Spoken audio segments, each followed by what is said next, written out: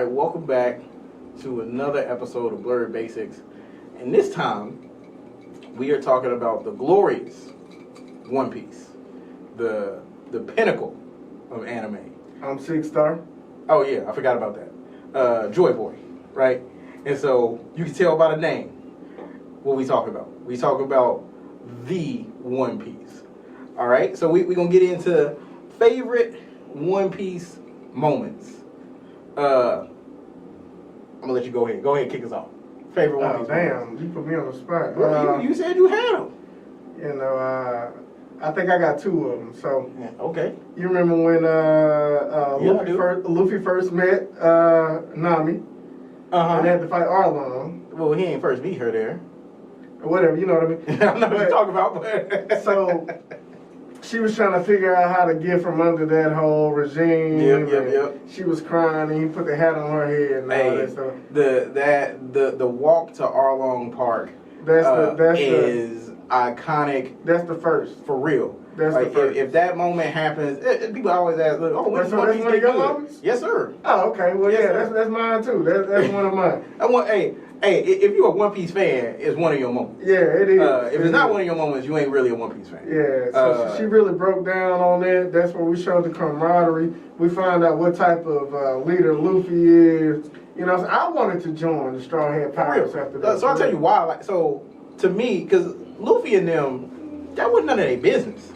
It wasn't. Yeah, it wasn't none of their business. No. And I was Luffy wasn't gonna do shit. Nah, he wasn't. And so, when Nami asked him, and he was like, "Of course I will." Like the fact that he clearly jumped into something that he clearly articulated. He knew it ain't had nothing to do with him. And if you look at it, dog, you know, it wasn't necessarily like he was just that. So he was emotionally engaged with Nami. Exactly. But one thing about Luffy, he just knew it was like what he needed to do. Yeah. So he knows what he needs to do. It was the whole like power of friendship thing. Power. That's the key part. Power without friendship. the like cheesiness. Exactly. Of it. It was like, what is the meaning of friendship and what do friends do? Yeah. And he knew his responsibility as a friend. Speaking of the whole friendship thing, another like very clear. For a long time, this might still be my favorite moment, but a lot of shit has happened. But the whole Eni's lobby. Yeah. Okay. So when what was it, CP9 took Robin and they loaded the fuck up.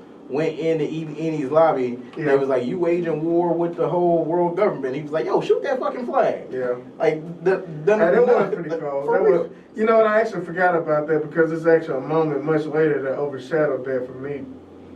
And it was when what was the flamingo dude? Bond. Yeah. Something. Whatever. He was with Baroque with Crocodile.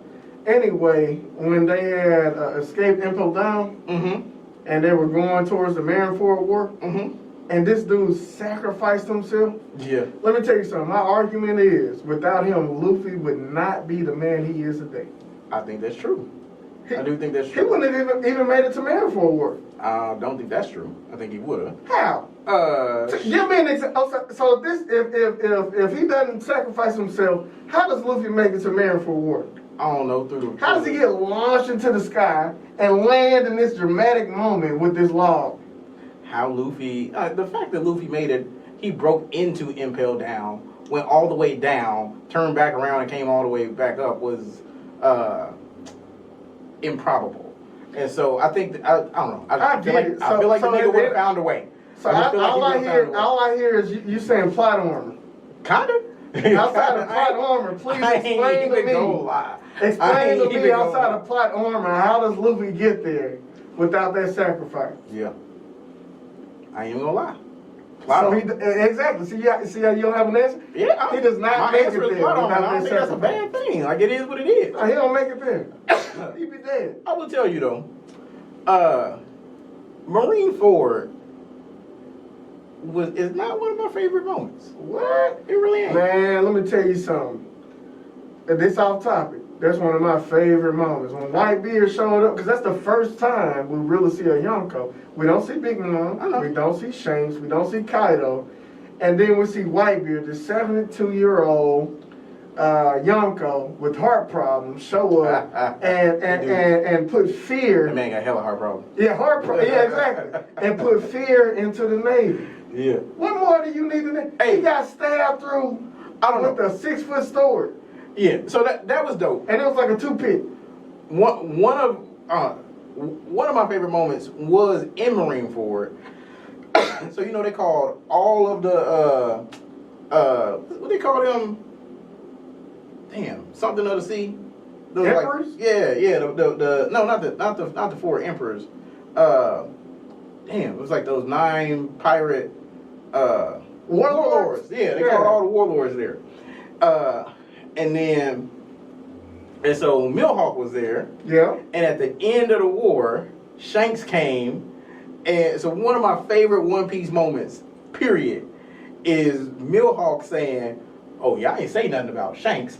And that nigga turned the fuck around and left. Well, hold on. Let me rewind though. The reason why he said that is because they had already had to deal with Whitebeard. Yeah, I feel you. So he's saying, I didn't know we were going to have to deal with 2 Yonkos. Nah, I don't know. Not just Shanks. What I got from that, so Shanks showed up and said, this fight is either over or everybody's fighting us. And everybody said, okay, cool, it's over. But if you know any background on One Piece, you know that Mihawk and Shanks had sword duels back and forth. So which means Mihawk is not scared of Shanks. Not that he was scared of Shanks. He's trying to beat him. He completely understands what it means for Shanks to beat him. But he's not scared to face him. I'm not saying that he's scared. So he said, I'm not going to face Whitebeard and Shanks because I know Shanks. So me knowing Shanks, I'm not going to face Whitebeard as well. No, he was saying Whitebeard is considered the strongest man in the world at this point. Even at 72 years old with heart problems. Yeah. So he said, I'm not going to face the strongest man in the world. I don't know about that though. We still don't really know. So he might be considered the strongest man in the world, but we still don't really know Shanks' power. We don't. And you know who do know Shanks' power? Who? Mihawk. because of the history that they got. So as soon as he saw him, he was like, fuck this. But you talking about what we don't know. Well, let me tell you what we do know. Mm-hmm. We do know Whitebeard's power. Okay. And we do know that this man has the power to upend the entire world. This dude can take the core of the earth, split it in half, and turn it on his head. That's what we do know. Okay, what he can do and what he will do. What he can do and what he will do is two completely different things. He ain't gonna do that. We all know he ain't gonna do that. We don't know what he'll do. I'm pretty, yeah. Look, honestly, we know that Whitebeard is a killer. He could have did it instead of dying. He could have did it instead of dying. Whitebeard is a lover, not a fighter. Which is why he ain't gonna do that. But here's the thing though. So, but when we see Ace get killed, right? Spoiler alert. You should be, you should know that shit by now. Yeah, if you ain't caught up with that by now. For real. When we see what happens to Ace, we see Whitebeard turn into a pure killer. Yeah. And we don't see that up until that moment. Yeah. That's true. Yeah, you ain't got nothing to say now. Yeah, and then Whitebeard. No. I mean, I'm done going in circles with you. Yeah, he said that made you feel? What? That's how I felt when I saw that. Yeah, that's how I feel. Nah, man. Shanks the truth. And I don't know. We don't know if he the truth yet. We know Mihawk the truth. Mihawk know he the truth. Nah, he is like, the truth. Honestly, like Mihawk's reaction to Shanks showing up was all I need to know about Shanks. But our topic, we talk about favorite moments, and one of my recent moments. Every time Luffy get a new little thing, you know, he do a new little punch. Yeah. And so when he fought Horty, and what did he do? He did the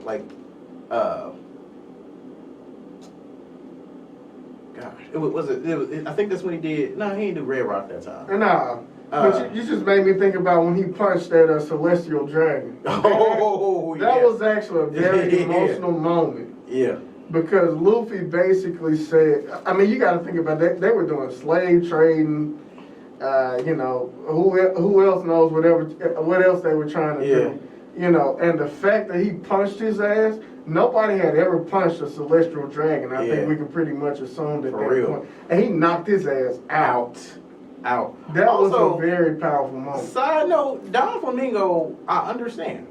Me too. Like I understand. Like the nigga went too far. He was tripping. Yeah, I understand too. I understand. You know, people thought he was evil because, you know, one part of it. He was kind of evil. Nah, he wasn't though. Really? Well, hold on. Let me. He took over a whole kingdom. When it turned a bunch of niggas into like so that was evil. Toys. Like, so he was evil, but some people believe that he didn't love his crew. Oh no, he definitely did. He did. He definitely did. Or he definitely does. That nigga getting out. So let me ask you this: why do you think he loved his crew? What did he do to show that he loves his crew? Like he in taking over that country, like he gave all his people had positions of power. He made sure that they were taken care of, and that anybody would do that. They were protected. But yeah, that's what you do for your authority. Okay. What else did he do? Shit, I don't know. What you think? Let me tell you why I think he actually loved this. So first, you got to think about Pika. He ain't let nobody make fun of Pika. Yeah, he really didn't. You make fun of Pika, you gonna get your ass killed. Like, you're not gonna mess with my people. But here's the other thing. So we see him sacrificing his subordinates, right? So Pika, all of them. On the surface of it, it looks like he doesn't care. It looks like he's saying, look, it's either I die or you die. But you got to think about it. He saw himself as a king. He did. If you think about the traditional understanding of a king, is that we need the king to survive. Yeah. And every subordinate should be willing to lay their life down for the king. The subordinates understand that, and the king understands that. So it wasn't that he didn't care about his subordinates. It was just, this is the position we're in. I'm the king. I'm the survival of the kingdom. And so it comes down to either me or you. And you and I both understand that in order for this kingdom to survive, I have to make it. And so they were willing to lay their lives down. He was willing to sacrifice them because he understood that he was the king. Yeah. I feel you. That got you thinking, don't you? You want to be king, don't you? I am a king. I'm already a king. Okay. Look, I'm not your supporter. Like, look, yeah, where's that? I'm the bingo. So, what I was getting at earlier, one of the recent favorite anime or favorite One Piece moments is when Luffy. So they in Wano right now. Right. They made it to Kaido's castle. Luffy he went all the way up to the top floor. And all of the samurai have been demolished. Right. And so Luffy walking past Kaido and Big Mom,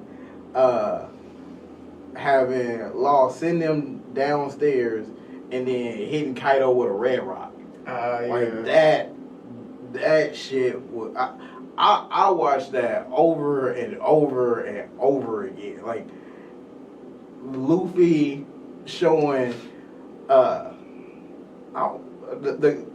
concern for his people, the unbotheredness by walking past two Yonko, and then turning around and knocking one in the motherfucking face and saying, I'm about to be king of the pirates.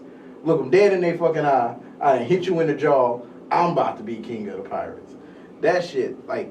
The only thing with that, man, is like, you know, he showed that bravado way before that. He did. He did. It's the spontaneous... But the way that he showed that bravado, because even when they left Fishman Island, he called up Big Mom and said, "Hey, yo, this is my territory. Yeah. I'm gonna kick your ass when I see you." Yeah, same thing with Kaido. He's always had that bravado. Yeah. But seeing it in that way with two Yonko at the same time, it hit different. Literally, he hit them.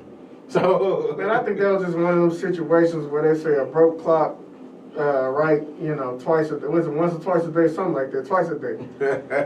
You know, he always showed that bravado. That's For true. me, it's the moments where like you don't see it coming with the Nami thing, and you know, and then also just every situation where the random emotion comes out. That's more so for me. Yeah, I ain't really like the moment where a lot of people talk about it, where Luffy and Usopp fought. To me, it just felt unnecessary. Yeah, that was lame. You know, it was straight. Yeah. But we knew Usopp was gonna be part of the crew anyway, so Yep. they just had to create some drama to put him in. But nah, we ain't need that. Yeah. It was good though. I liked it. Yeah, cool. I know one of my future favorite moments will be whenever Zoro opens his fucking eye. Man, I hope he opens that eye. Yeah. Like I hope the he opens that nigga eye. been like he was fighting two Yonko and didn't open his eye. I hope he And opens so, that eye. whenever he opened that eye, shit go like every One Piece fan gonna go crazy. So I'm looking forward to that. Let us know in the comments your favorite One Piece moments. You know, contribute, take part in the One Piece supremacy. We know that it is the pinnacle of anime. So holler at us.